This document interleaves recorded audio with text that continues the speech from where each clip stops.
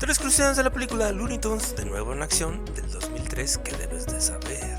Número 3. ¿Sabes que a pesar de haber sido dirigida por varios fanáticos reconocidos de los dibujos animados, se informó realmente que la producción fue un desastre de esta película?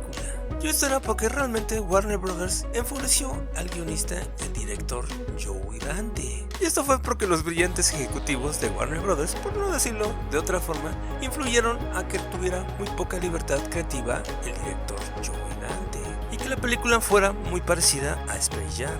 Así que por esto mismo se eliminaron varias escenas y se cambió el final. Como por ejemplo, en la apertura íbamos a tener una especie de parodia de la serie animada de Batman, mientras que los personajes principales iban a quedar en la trama perdidos en la jungla, y el acompañante de los humanos en este caso iba a ser Piolín. Pero lo más trágico para mí, al menos, sería que Warner Bros. Ya tenía listo varios cortos animados de Looney Tunes que pensaba estrenarlos junto con la película, pero debido al fracaso financiero decidieron cancelarlos. Número 2. ¿Sabes que en una escena se alcanza a ver a Porky y a Speedy González en un restaurante discutiendo cómo la corrección política había afectado sus carreras? Que en esta escena también debe haber estado Pepe Le Pew, porque realmente todos estos personajes han sido criticados por la insensibilidad en estos últimos años, y desafortunadamente por eso fueron retirados de la programación diurna de Cartoon Network. Aunque aquí realmente pasó algo curioso, porque la comunidad latina se organizó en un movimiento para que volviera Speedy González al aire.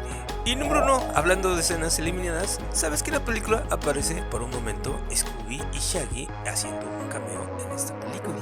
Aunque realmente, como sabemos, estos personajes no son de Looney Tunes, pero realmente el director Joe Dante quería que fuera algo diferente a los Looney Tunes, y él tenía planeado más bien que salieran Tom y Jerry. Así que obviamente, como sabemos, Warner Bros. Le dijo que no, así que tuvo que optar por meter a Scooby y a Shaggy. Y aquí también hay una curiosidad, resulta que si lo miras de cerca, tanto la animación de Scooby como Shaggy se ve más rígida y limitada que si los comparas con los personajes de Looney Tunes.